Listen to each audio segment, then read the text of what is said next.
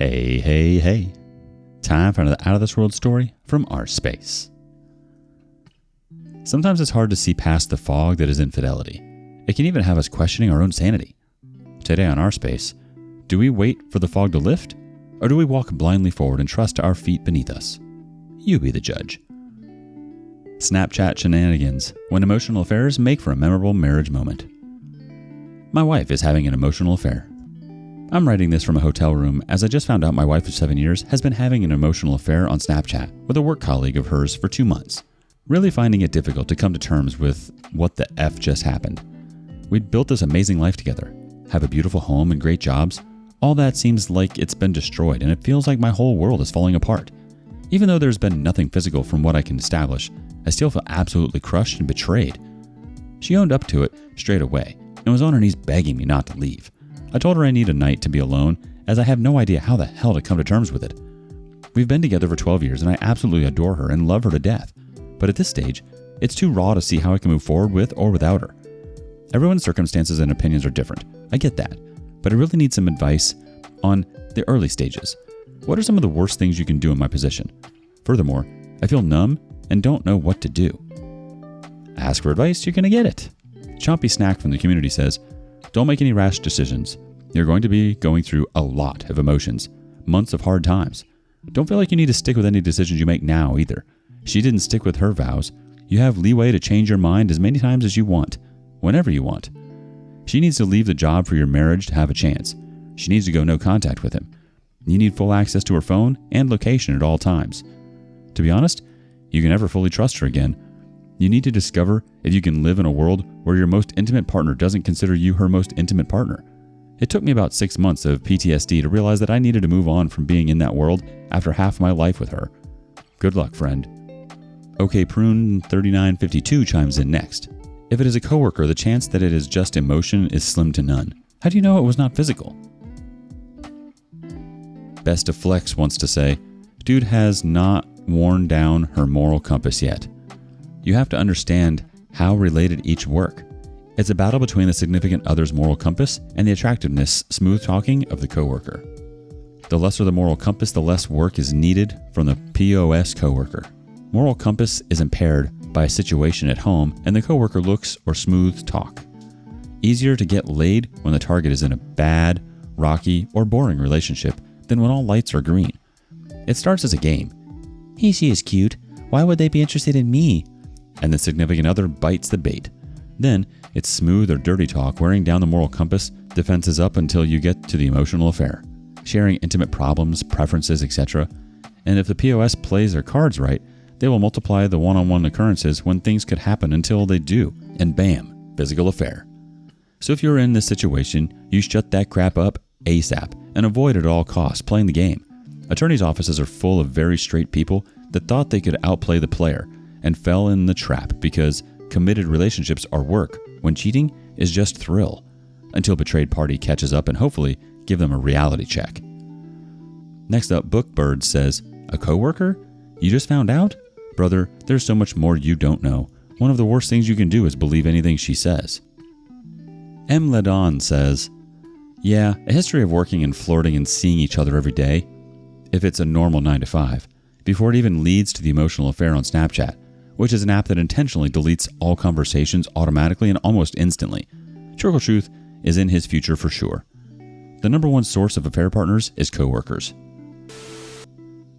I think there's a lot of truth in what these comments are saying, OP. You absolutely do not need to make a decision now. I think in times like these, everything becomes such a blur that it's hard to really see anything clearly and even make sense of what you're feeling. It just feels like you're caught in a storm. Best to take your time so you can see the road ahead of you a little bit more clearly, as there's a lot lurking in the shadows right now that you need to uncover first. Your well-being is the most important thing right now. OP updates in the comments section 22 days later. Firstly, I just wanted to reach out and say thanks for all your comments, whether it was supportive, constructive, or informative. It really helped and made me realize I'm not alone. I'm sorry it's taken so long for an update, but I'm an absolute mess. I ended the marriage and told her I want a divorce. It's something that I cannot live with or ever forgive for that matter. Every day she's begging me not to leave and is hysterically crying. I have no sympathy for her tears, as I bet she wasn't crying when she was sending inappropriate messages to her coworker. I sent screenshots of the messages to the coworker's wife, as she has a right to know. I haven't gotten a response, but I have no doubt she's probably experiencing similar feelings to me. I'm seeing a therapist today to start my healing process before I fall into a slump of depression. This really sucks. You're totally right. This situation does suck, but it's so refreshing to see that you are taking care of yourself and starting your healing journey. You absolutely are not alone, and that fact alone is disappointing. People shouldn't have to go through this, but you will make it out alive. Do you have a similar story? We want to hear it. Share it with us in the comments. Next up, Man-Child Chronicles. Can't buy me love. How to move on from my ex. Yesterday, my, female 21, now ex, male 25, told me he had sex with another girl and then had sex with me a week later. He still texts this girl and he's bashing my name. The girl told him that if he blocks her, she will look for me and harm me. My ex trusts her and said he doesn't care and he will never block her. But he came over today and said that he wants to move in with me and I have to keep paying for his truck. How do I move on? Update. Does a man love a woman if he spends all his money on her?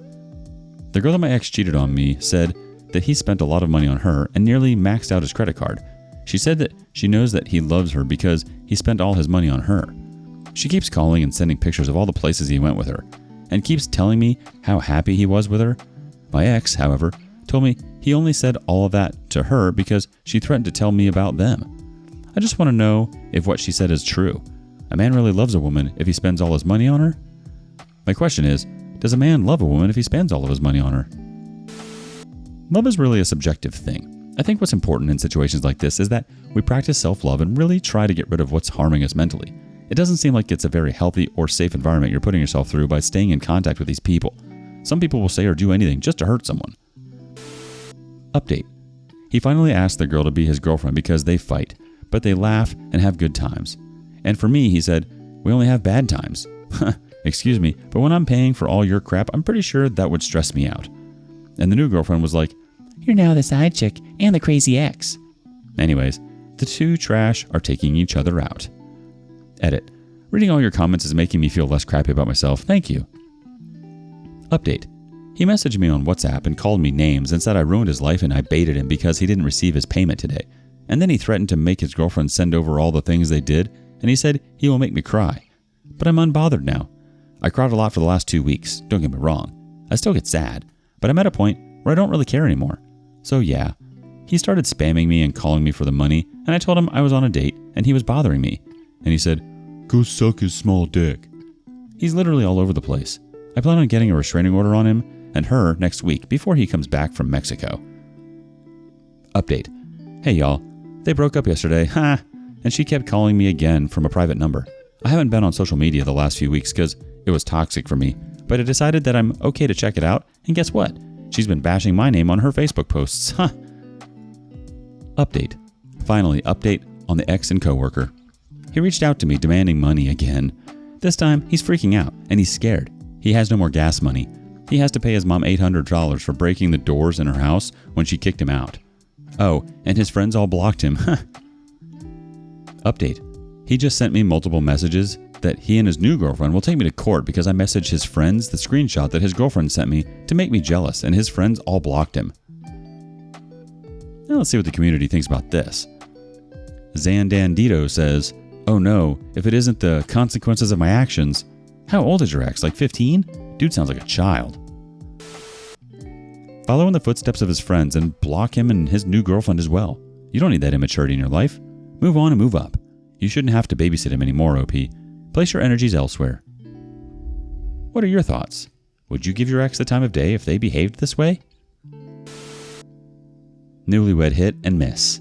A not-so-white wedding.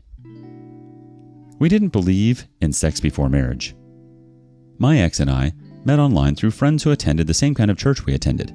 It was common to have some matching within our denomination, as we were in our late 20s and ready to settle down. He was cute, we liked the same things, and more importantly, we had the same religious values. Or so I thought. We dated for a few months, and once we agreed we wanted the same things out of life, we met in person, spent time at each other's churches, and ultimately decided we wanted to start a life together. Mind you, my previous religious convictions were no stranger to swift engagements, because we didn't believe in having sex before marriage. Neither of us were virgins, but we had both converted, and we both wanted to wait for marriage this time around. Or so he told me. And they view love as something you learn along the way, rather than taking the time to build it before marriage. Okay, so within 9 months, we have our wedding. It was small and quaint, and I was so excited and happy. Our honeymoon was basically the drive from my state, where we got married, and his state, where we were going to live. This is where it gets fun. We were sightseeing, and he took a picture of me. I felt cute and wanted to see it, so I asked for his phone. And dude actually handed it to me. As I'm looking at it, feeling myself in newlywed bliss, a text pops up. It's just a number, no saved name, and it read, "Hey, I haven't heard from you in a couple of days. What's up?" What? So I start scrolling, and it was bad. To sum it up, he had been seeing this girl the entire time we were dating and engaged. There were explicit texts between them, and it was obvious they were sleeping together. I got out my magnifying glass and was able to sync up a timeline where they were even together the day I was making our wedding decorations, and he was texting me at the same time. He was telling her I was just a friend when she asked about a pic of me on his Facebook that was public. He was even texting her the night before our wedding. I was in complete shock and totally heartbroken. We got to our hotel that night, and I had to watch my brand new husband break up with his side chick via text, telling her he is married now, and see her respond, "It's that girl from the picture. You married her?" I wish I could say I turned my butt back around and got the marriage annulled, but I didn't. I didn't feel like I could get divorced at that time, and I was stranded with no one in my corner. A few months later, I found condoms in his car while cleaning it out, like a good housewife. He was awful, to be honest. We were married 4 years before I started confronting him with the way he treated me. With the help of some friends I made after we moved out of state and went to a new kind of church. Turns out, he didn't like a wife who stood up for herself, and he left me. I was happy to see him go.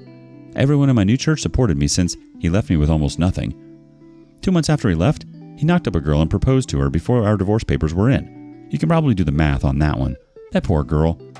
As for me, I am happily working on myself and no longer allowing douchebags in my life. Hair flip, never been happier. Oh, I'm happy to hear that you're happily working on yourself after all that, OP. What an absolute headache, not to mention a heartbreak. It's unfortunate that you felt you couldn't leave him after finding out his infidelity. I'm sorry he treated you the way he did. I wonder if he was behaving that way and waiting for you to leave all along, but you never did. Finally, he had no choice. His plan backfired, and he decided to leave. Some people like your ex really try to make life hard for their partners, so they don't have the responsibility of leaving. He didn't want someone who asked questions. More importantly, someone who questioned him. He was looking for a quiet little housewife that would make it look like he had the perfect life on the outside. What do you think? Have you ever tried to leave a relationship but felt you couldn't? Let us know below. And thank you for joining us today on rSpace. Be sure to like and subscribe and hit that notification bell so you don't miss out on our next video. We'd hate for you to miss one. Until next time.